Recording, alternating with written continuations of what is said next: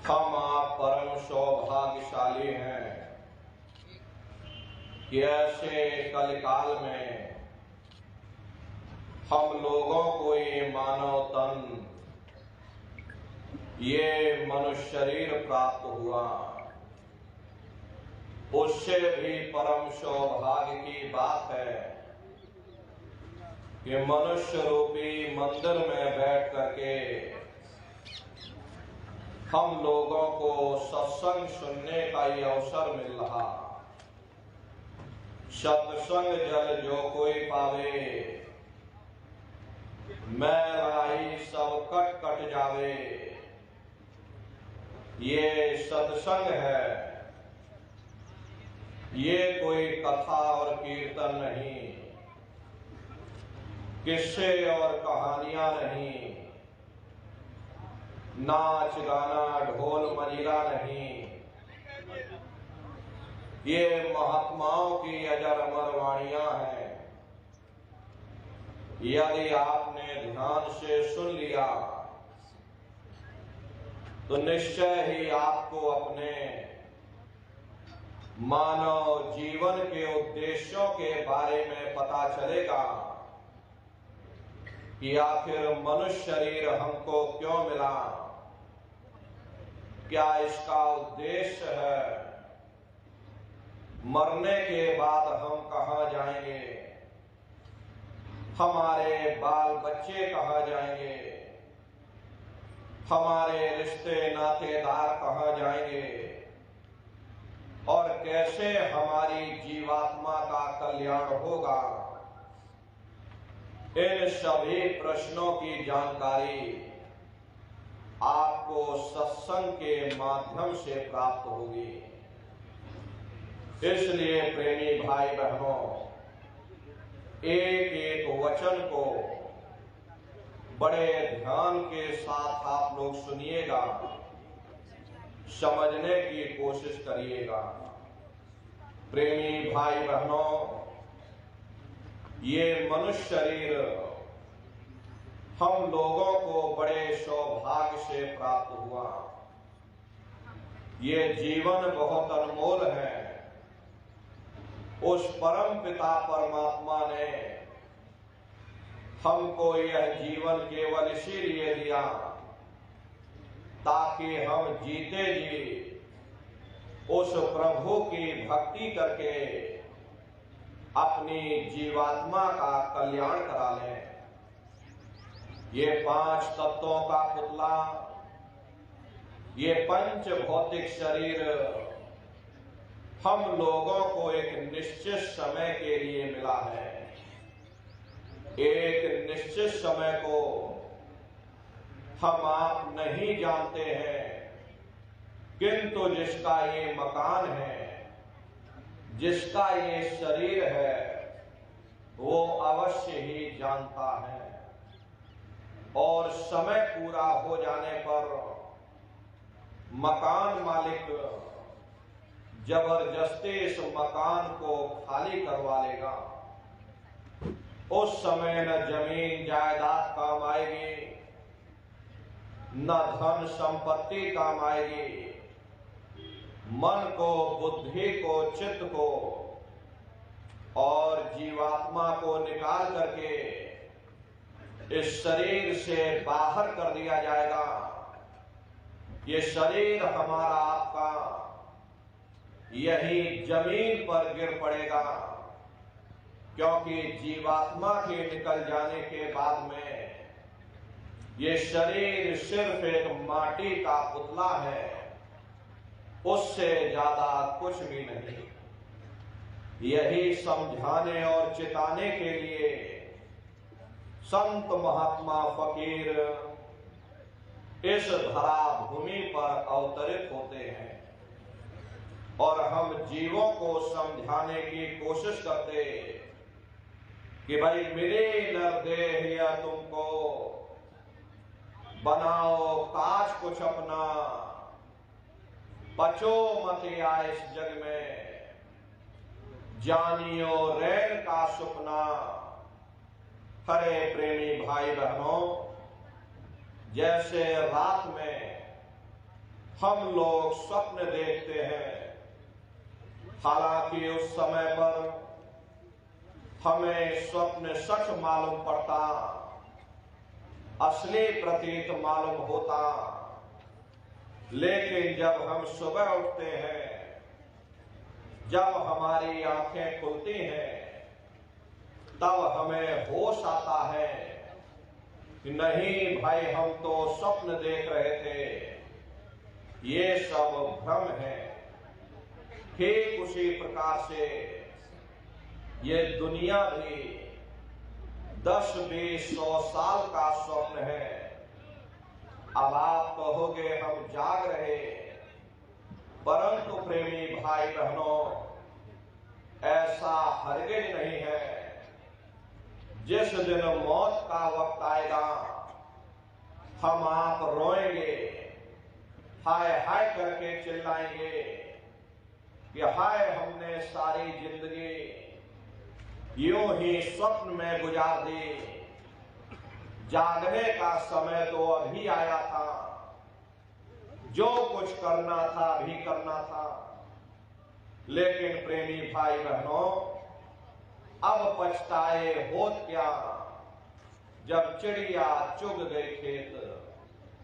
महात्मा प्रेम से जीवों को समझाते हैं कि भाई देह और ग्रह सब झूठा, धर्म में काहे को खपना, ये घर बार हमारा अपना नहीं, हरे ये पराया देश है, ये सराय खाना है, ये मुसाफिर खाना है, ये शरीर भी तुम्हारा अपना नहीं, ये भी काल का पिंजरा है, किराए का मकान है, पराया मकान है।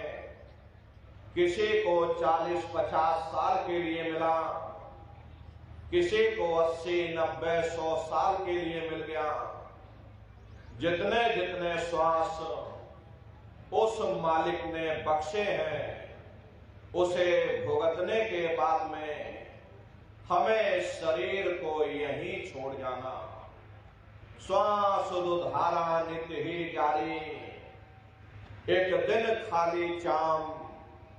हरे प्रेमी भाई बहनों, एक तालाब पानी से चाहे कितना भी क्यों ना भरा हो, आप एक छोटी सी नाली काटकर खोल दीजिए, तालाब में छोटा सा छेद कर दीजिए, तो सारा पानी ही तालाब से बाहर निकल जाएगा।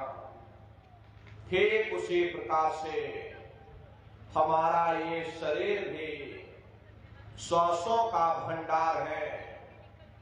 जब तक श्वासों का भंडार जारी है, हम दुनिया के कामकाज में फंसे हुए, दुनिया के कारोबार में उलझे हुए। लेकिन जिस वक्त ये श्वासों का भंडार खाली होगा, हरे टेलीफोन खड़क जाएंगे, तार पहुंच जाएंगे, संदेश पहुंच जाएंगे, सब रिश्ते नातेदार, सब कुटुंब परिवार वाले, सब अड़ोस पड़ोस वाले मिनटों सेकंडों में इकट्ठा हो जाएंगे। हरे प्रेमी भाई बहनों, मामूली कष्ट नहीं होता।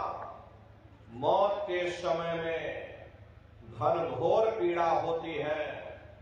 जनमत मरत दुसह दुख होई, सहजो भाई ने फरमाया कि सहजो मौते आईया, अंगे अंग दिया तोड़, और हिया जरे छाती फटे, उठे पीर घन घोर। गुरु महाराज सत्संग में फरमाते थे कि जैसे 1 लाख भिक्षु एक साथ मिल करके हमारी जिस्म पर डंक मारे, उससे भी लाखों करोड़ों गुना ज्यादा मौत के समय में दर्द होता है। जब मृत्यु आती है तो किस तरह से प्राण निकलते, प्राणों के निकलने की क्या प्रक्रिया होती है, जरा उसे भी आप लोग समझ लीजिए। देखो प्रेमी भाई बहनों, जैसे संसार में महाप्रलय आती, महाप्रलय के समय क्या होता, सबसे पहले पूरी पृथ्वी ढह जाती। ये पृथ्वी पानी में घुल करके पानी बन जाती है। मानव सृष्टि की प्रलय एक बड़ी कयामत है और शरीर की प्रलय एक छोटी कयामत है।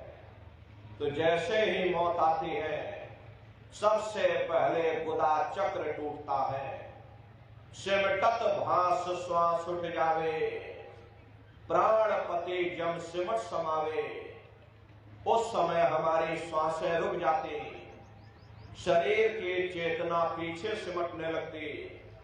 तो सबसे पहले गुदा चक्र ही टूटता, क्योंकि गुदा चक्र में पृथ्वी का वास होता है। गुदा चक्र टूट करके ऊपर इंद्रिय चक्र में समा जाता। इंद्रिय चक्र में जल का वास होता, यानी जल ने पृथ्वी को घोल दिया। फिर जब इंद्रिय चक्र टूटेगा तो ऊपर नाभि चक्र में समा जाएगा। नाभि चक्र में अग्नि का वास होता, यानी अग्नि ने फिर जल को सुखा दिया। ये नीचे से सिमटाव होता है, नीचे से ऊपर की ओर सिमटाव होता। फिर जब ये नाभि चक्र टूटेगा तो हृदय चक्र में समा जाएगा। हृदय चक्र में वायु का वास होता, यानी वायु ने अग्नि को अपने में समाहित कर लिया और इस तरह से वायु आकाश में उड़ गई। ये आंखों की पुतलियां पलट जाती हैं, मुंह खुला का खुला रह जाता। महात्मा कहते हैं कि जब यह कर्म कलाई उपजावे, बुद्धि सुरत की आन दबावे। जब यह जीवात्मा पांचों तत्वों को लांग करके जल पृथ्वी अग्नि वायु आकाश पांचों तत्वों को लांग करके ऊपर आती है, तो काल दाढ़ में आन दबानी। जब ढर के नैनन से पानी, जब काल अपनी दाढ़ में दबाता, उस समय नेत्रों से पानी निकलता। इंद्रियां टूट टूट करके चकनाचूर हो जाती। सब रिश्ते नातेदार खड़े रह जाएंगे। डॉक्टर वैद्य हकीम सब आपको घेरे रह जाएंगे, लेकिन आप अपनी पीड़ा को, अपने दर्द को उस समय अपने मुख से बयान नहीं कर पाओगे।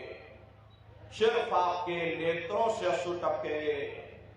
हरे यमदूत आते हैं, प्राणों की डोरी को तोड़ देते और जीवात्मा को खींच करके इस शरीर से बाहर कर दिया जाता।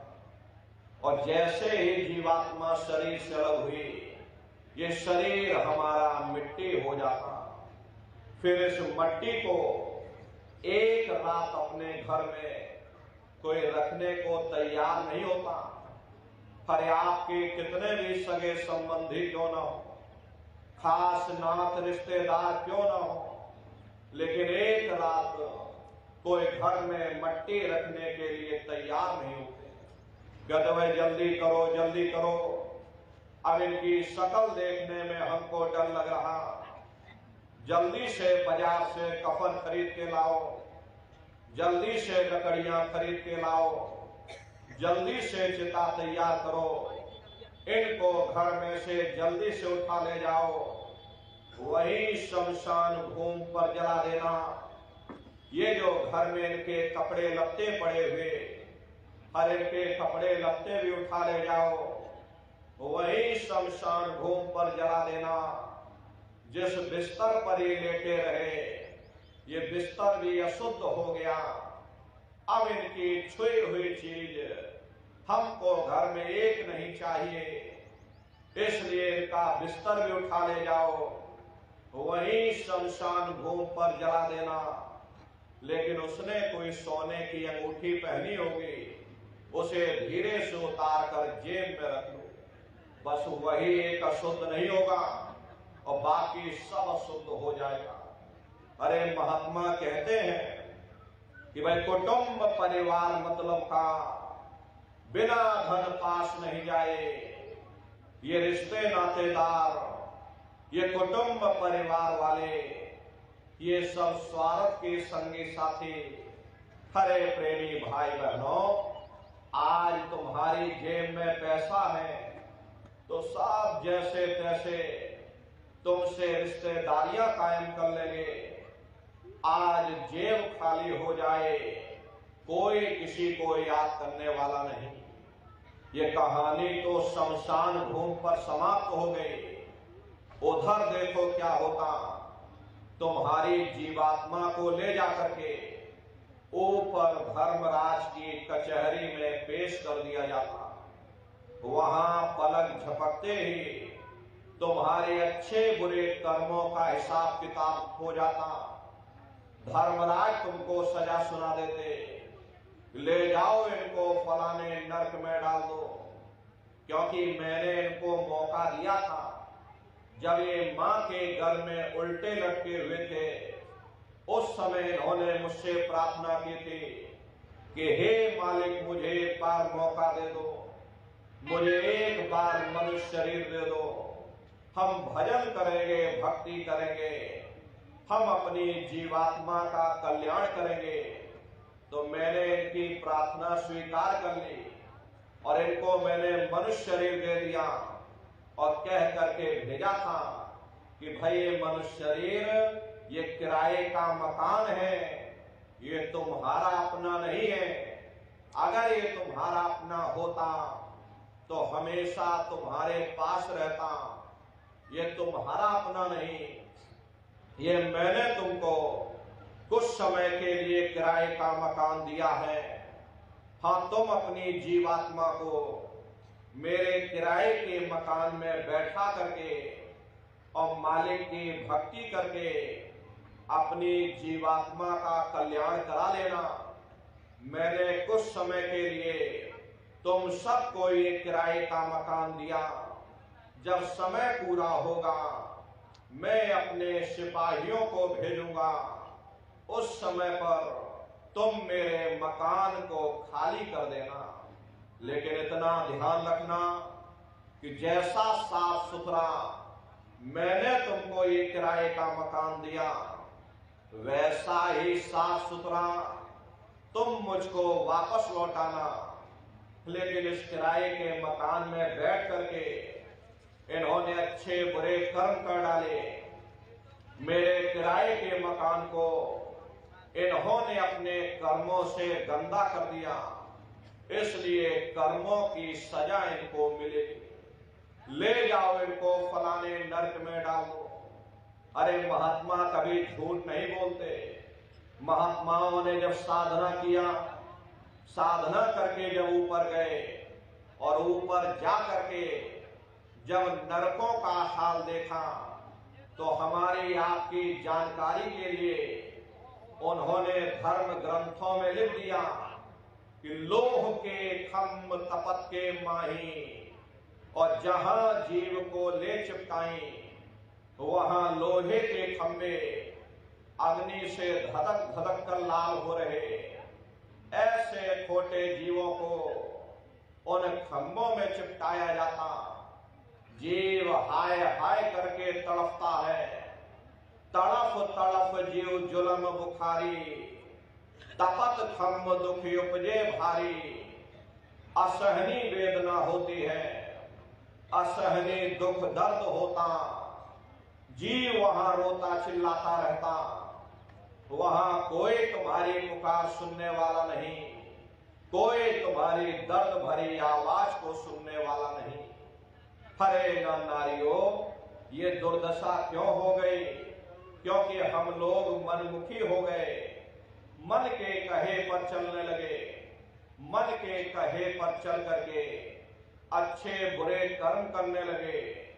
कर्मों का ये जखीरा अंबार के अंबार हमने अपने सिर पर लाद लिए। आज उन्हीं कर्मों का भोग पा रहे। हरे महात्मा कहते हैं कि भाई नर के अनेक और हैं, कहलग कहूं बखान, दुख भोगते यह जीव जो, जाने जो भोग समान। कहते भाई एक नरक नहीं, ऐसे वहां अनेकों अनेक नरक बने हुए, अलग अलग खोटे पाप कर्मों के वहां पर अलग अलग नरक बने हुए। ये जीव अनंतों अनंत युगों तक वर्षों की बात नहीं कर रहे, अनंतों अनंत युगों तक जीव अपने कर्म के अनुसार नरकों की यातनाएं भोगता रहता, और नरकों की यातनाएं भोगने के बाद में इसी जीवात्मा को सीधे मनुष्य शरीर नहीं दिया जाता, बल्कि इसे 4 खान 84 लाख योनियों में डाला जाता। जैसे बच्चा होता है, बच्चा पहले कक्षा 1 पास करेगा, फिर कक्षा 2 में जाएगा, ऐसे वहां पर पूरा चैनल बना हुआ। नरकों की यातनाएं भोगने के बाद में इन्हीं जीवात्माओं को 4 खान 84 लाख योनियों में डाला जाता। ये 4 खान 84 लाख योनियां ये कोई मामूली योनियां नहीं होती। 4 खान का मतलब होता है अंडज पिंडज उपमज स्थावर, ये 4 खाने हैं। पहली श्रेणी पेड़ पौधों की आती, जिनके अंदर पानी का तत्व मौजूद होता है। कभी ये भी मनुष्य हुआ करते थे, लेकिन आज अपने कर्मों का भोग पा रहे एक जगह पर बेचारे खड़े हुए। दूसरी श्रेणी कीड़े मकोड़ों की आती है, जिनके अंदर पृथ्वी और अग्नि का तत्व मौजूद होता है। तीसरी श्रेणी पंछियों की आती, चौथी चौपाए जानवरों की आती, और 5वीं स्वयं इंसान की आती, जिसके अंदर 5 तत्व जल पृथ्वी अग्नि वायु आकाश 5 तत्व मौजूद होते। प्रेमी भाई बहनों, ये 4 खाने हैं, इनकी अलग अलग कुल 84 लाख योनियां होती हैं। अब आप पेड़ पौधों को देखिए तो नीम का पेड़ अलग है, आम का पेड़ अलग है, नारियल का पेड़ अलग है। ऐसे ही अलग अलग प्रजातियों के कीड़े मकोड़े, अलग अलग प्रजातियों के पशु पंछी, कुल मिलाकर के 84 लाख योनियां हैं। हम दुनिया के जीव नरकों की यातनाएं भोगने के बाद में इन्हीं 84 लाख योनियों में डाले जाते हैं। मामूली कष्ट नहीं होता। अरे हमको आपको गर्मी लग गई तो हम लोग छाया में आ गए, सर्दी लग गई कंबल रजाई हो लिया, भूख लग गई रोटी खा ली, बीमार हो गए अस्पतालों में चले गए, अपना अपना इलाज करवा लिया। लेकिन देखो इन जानवरों को, क्या गर्मी, क्या सर्दी, क्या बरसात, एक एक निवाले के लिए दर बदर ठोकरें खा रहे। किसी का हाथ कट गया, किसी का पैर कट गया, पैरों में सड़ान आ गई। बीमार बैलों की दुर्दशा देखो, किसी को रोज काट दिया जाता, किसी को मार दिया जाता, मुर्गी की गर्दन ही मरोड़ दी जाती। क्या उनको दर्द नहीं होता? अरे उनको भी दर्द होता, उनको भी तकलीफ होती। मादा बिच्छू होती है, मादा बिच्छू की मृत्यु कैसे होती? मादा बिच्छू जब अपने बच्चे को जन्म देती है तो उसी के बच्चे अपनी भूख को मिटाने के लिए अपनी मां की पीठ पर चढ़ जाते हैं और उसी के मांस को नोच नोच करके खाते हैं। वो तड़पती रहती है, कराहती रहती है, और जब तक हड्डी हड्डी ना बच जाए उसके बच्चे अपनी मां की पीठ से नीचे नहीं उतरते। ऐसे न जाने कितने जीव जंतु बड़े जीव छोटे जीवों का शिकार कर देते। बीमार बैलों की दुर्दशा देखो, उनके मुंह से पशु का निकलता रहता, लेकिन टनों बोझा उनके ऊपर डाल दिया जाता, डंडा मार मार करके चलाया जाता। क्या उनको दर्द नहीं होता? अरे उनको भी दर्द होता, उनको भी तकलीफ होती, लेकिन वे बेचारे बेजुबान हैं, कुछ बोल नहीं पाते, कुछ बता नहीं पाते। हम लोगों के अंदर जुबान है, हम लोग बोल बता देते, वे सिर्फ रोते और चिल्लाते रहते। कौन उनकी पुकार सुनने वाला, कौन उनके दर्द भरी आवाज को सुनने वाला, कौन सी अदालत में जाकर के वे बेचारे दरवाजा खटखटाएं, कौन मजिस्ट्रेट उनकी फरियाद को सुनेगा। हरे प्रेमी भाई बहनों, कोई सुनने वाला नहीं। कई जन्म भय कीट पतंगा, कई जन्म भय मीन कुरंगा, कई जन्म पंखी सरकोयो, कई जन्म हैबर वृक्ष जोयो, मिल जगदीश मिलन के वरिया, चिरंकार यह देश सजरिया।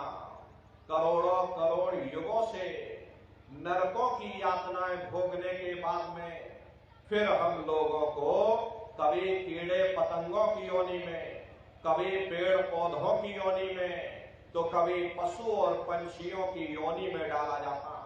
प्रेमी भाई बहनों, 84 लाख योनियों की सबसे जो आखिरी योनि होती है वो गाय और बैल की योनि होती। गाय स्त्री का रूप लेते, बैल पुरुष का रूप लेते। ये 84 लाख योनियों की सबसे आखिरी योनि यानी कि अंतिम पायदान होता है। उसके बाद तब जाकर के हम लोगों को दोबारा फिर से मनुष्य शरीर प्राप्त होता। इसीलिए कहा गया कि बड़े भाग्यमान उस तन पाया, कोट जन्म जब भटका खाया। कोटान कोट जन्म जन्मांतरों तक अलग अलग योनियों में भटकने के बाद में तब बड़े सौभाग्य से हम लोगों को ये मानव तन प्राप्त हुआ। बड़े से बड़े देवी देवता भी इस मानव तन को पाने के लिए तरसते हैं, क्योंकि इन 84 लाख योनियों से, उन नरकों से निकलने का केवल एक ही दरवाजा है, वह केवल मनुष्य का शरीर है। लेकिन बड़े अफसोस की बात है कि हम लोग मनुष्य शरीर को पाकर के अपने समय को गवाते चले जाते हैं। जैसे किसी को हीरा मिल गया और उसे हीरे की परख नहीं, उसने हीरे को ले जाकर के और गधे के गले में बांध दिया। ठीक उसी प्रकार से ये मनुष्य शरीर उत्तम से उत्तम है, लेकिन इंसान इसकी कद्र नहीं करता। वह खाने पीने में, सोने में अपनी जीवन को और सांसों की पूंजी को बर्बाद कर देता। महात्मा कहते हैं कि भाई बड़े सौभाग्य से तुमको ये मानव तन मिला। बड़े से बड़े देवी देवता भी इस मनुष्य शरीर को पाने के लिए तरसते हैं, क्योंकि इसी मनुष्य रूपी मंदिर में बैठ करके हम उस परमात्मा की भक्ति कर सकते हैं। इसीलिए संतों महात्माओं ने इस पंच भौतिक शरीर को सच्चा हरि मंदिर कहकर याद किया। ये हरि मंदिर यह शरीर है, ज्ञान रतन प्रकट होए, ये असली हरि मंदिर है। जब भी वो मालिक मिलेगा इसे हरि मंदिर के अंदर मिलेगा।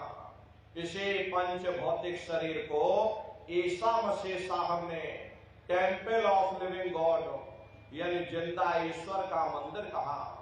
इसे पंच भौतिक शरीर को गुरु नानक साहब ने नर नारायणी देह कहकर याद किया। ये वो देह है जिसमें नारायण स्वयं विराजमान है। इसे पंच भौतिक शरीर को मुसलमान फकीरों ने कुदरती काबा कहकर याद किया। ये असली कुदरती काबा है। उस मालिक का दर्शन जब भी होगा इसे कुदरती काबे के अंदर जाकर होगा। बाहर से आज तक न कभी किसी को परमात्मा मिला, न भविष्य में कभी मिल सकता।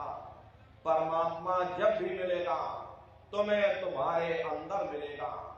यही कबीर साहब ने लिखा कि जो तिल माही तेल है, जो चकमक में आ और तेरा साईं तुझ में, और जाग सके तो जाग। जिस तरह तिल में तेल होता, पत्थर में अग्नि होती, ठीक उसी तरह से वो मालिक हरेक के घट घट में, हरेक के वजूद के अंदर बैठा हुआ।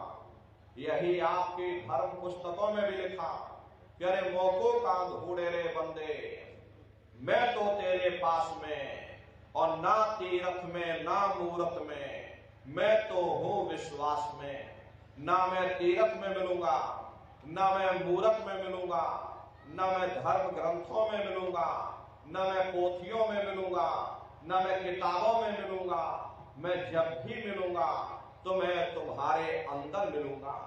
हरे प्रेमी भाई बहनों, अगर खाना बनाने की किताब सारे दिन बैठ करके आप पढ़ते रहोगे कि खाना ऐसे बनता है और खाना वैसे बनता, खाने में नमक डाला जाता, खाने में तेल डाला जाता, तो कभी तुम्हारा पेट नहीं भर सकता। जब तक आप खाना बनाओगे नहीं, उसे खाओगे नहीं, कभी तुम्हारा पेट नहीं भर सकता। हम वेदों की निंदा नहीं करते, हम ग्रंथों की निंदा नहीं करते, हम गीता कुरान बाइबल की निंदा नहीं करते। हर वेद शास्त्र गीता कुरान बाइबल कहती है कि भाई मनुष्य के अंदर अंड खंड ब्रह्मांड है, स्वयं वह परमात्मा इसके अंदर बैठा हुआ। चलो अंदर चलो, अंदर चल करके उस परमात्मा का दर्शन दीदार करो। अब सवाल ये उठता है कि भाई आखिर हम अपने अंदर जा करके उस परमात्मा का दर्शन कैसे करेंगे? तो इसके लिए संतों महात्माओं ने केवल 3 साधन बताए। साधन 3 सारण वर्णे, और साधन सब थोथे मान। इस कलयुग में उस मालिक को पाने के लिए संतों महात्मा